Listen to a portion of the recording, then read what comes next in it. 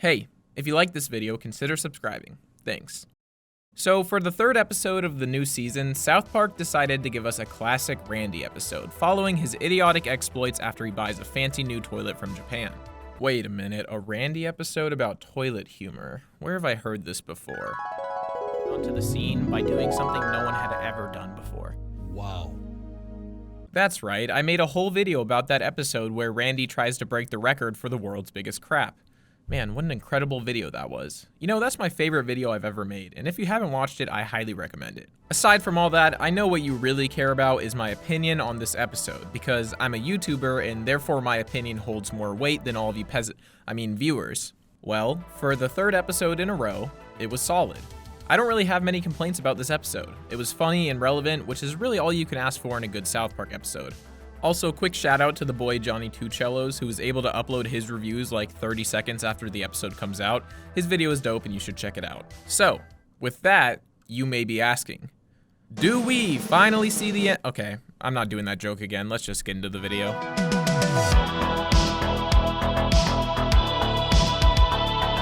So the episode starts off back at Tegrity Farms. Yippee. The toilet in one of the bathrooms that Randy has affectionately named Old Blue has flushed its last flush and it no longer works. Randy goes to Home Depot to look for a new toilet. Okay, quick tangent, does anyone else absolutely hate visiting home improvement stores? I don't know what it is, but every time I walk into one, I'm overcome with a feeling of dread. I just need to know if I'm crazy or if anyone else relates to this. Okay, sorry, back to the video. While shopping, Randy is introduced to the exclusive state-of-the-art Japanese toilets. After being urged to give it a try, his life is completely changed. Okay, how much? During this whole plot, I could not stop thinking about that meme about how people are obsessed with everything that's from Japan. Anyways, despite the fact that this toilet cost $10,000, Randy has essentially been born again and can no longer live comfortably without this toilet. So he immediately purchases it and gets it installed. The installation process is very stereotypically Japanese, and it has a few moments that definitely made me chuckle. Okay, thanks. When Sharon discovers the insane price of the toilet, she demands that Randy returns it to the store. All of these demands are silenced when she actually uses the toilet and falls in love with it. So fun fact about me, I actually bought a bidet a few months ago after I kept hearing so much praise for them online.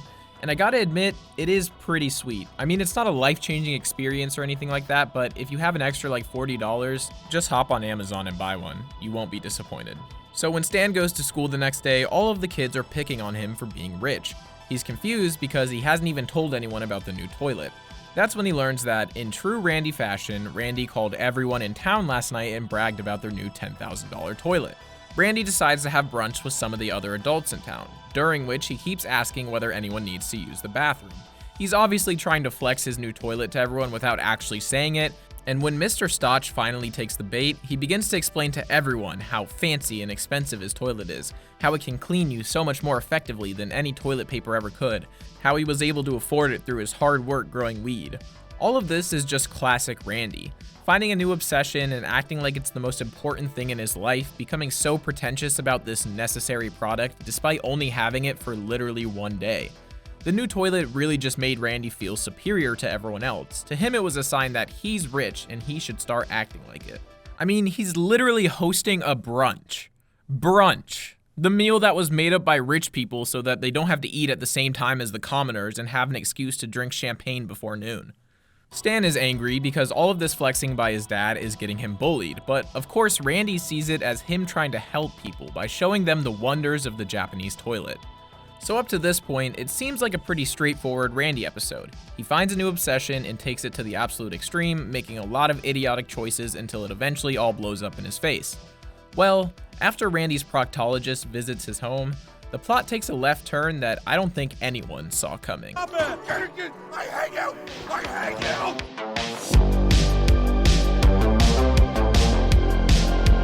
When the proctologist questions why Randy hasn't come in recently, Randy mentions his new Japanese toilet and how he doesn't need the proctologist anymore since the toilet has solved all of his problems. The proctologist is enraged since he can't afford his vacation anymore, and Randy throws him out of the house. Meanwhile, Stan is still getting made fun of at school, and Jimmy encourages him to stop bragging about his new toilet. He essentially does the classic, stop digging into this for your own sake trope like he's a mob boss, and we quickly find out why. Jimmy discusses how 70% of the world doesn't even use toilet paper, they use soap and water. The US alone uses over 31 million trees a year to supply toilet paper to the entire population, causing insane amounts of CO2 release and the destruction of millions of acres of forest. Despite this, we still use toilet paper, when it is clearly less effective and does so much harm to the environment. Meanwhile, Randy is giving a speech to the town about how wonderful his new toilet is and how even those who are commoners and not wealthy like him can afford one. As he is encouraging the town to move away from toilet paper, he is shot. When visiting Randy in the hospital, Stan makes a vow to continue his dad's mission against toilet paper, and he continues to dig deeper.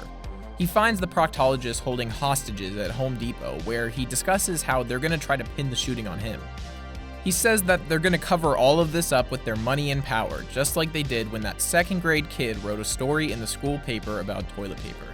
Stan, knowing that Jimmy runs the school paper, tracks him down to find out more.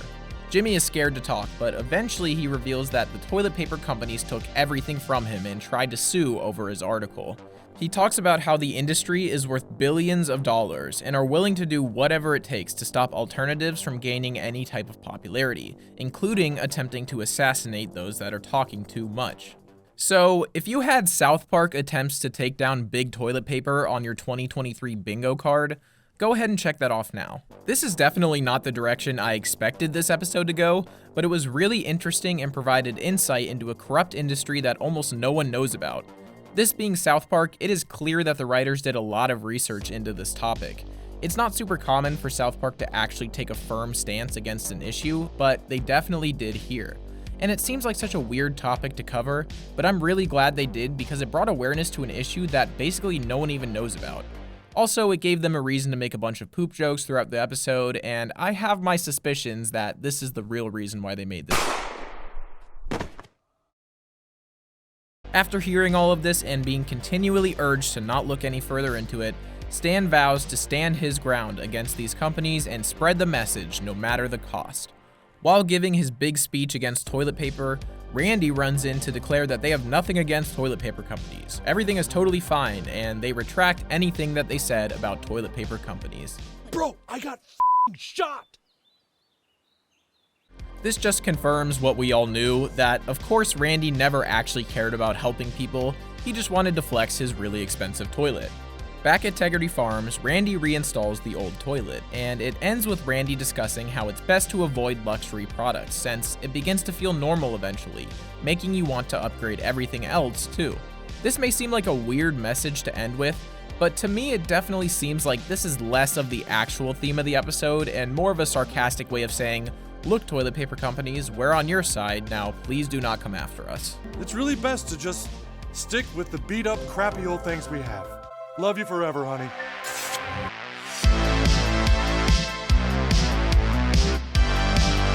You know, I don't really have that much to say about this episode.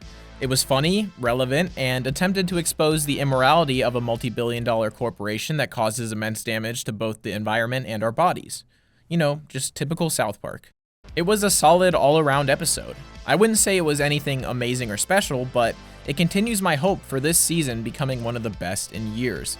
Placing it into my ranking list, I would put it near the top of B tier in the 164th spot. Okay, I'm sure you guys are getting tired of it, so I'm not going to make any sly remarks about Pip this time. I'm just going to sit here in silence. Okay, this is boring. Almost as boring as watching the episode Pip.